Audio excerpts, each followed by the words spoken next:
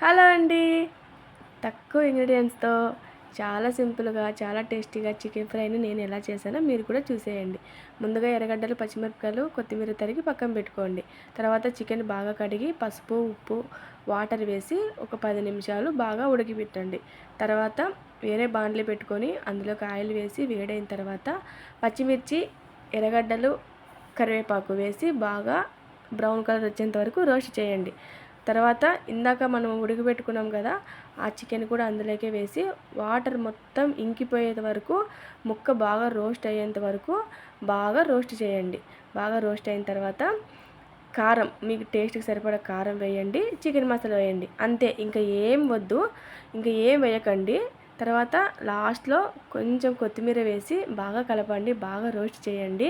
అంతేనండి. చూడ్డానికి చాలా బాగుంటుంది, తింటే అసలు సూపర్ టేస్టీగా ఉంటుంది. ఏం వేయకుండా తక్కువ ఇంగ్రీడియంట్స్తో చాలా టేస్టీగా చేసుకోవచ్చు. పప్పుచారులోకి, రసంలోకి సూపర్ కాంబినేషను.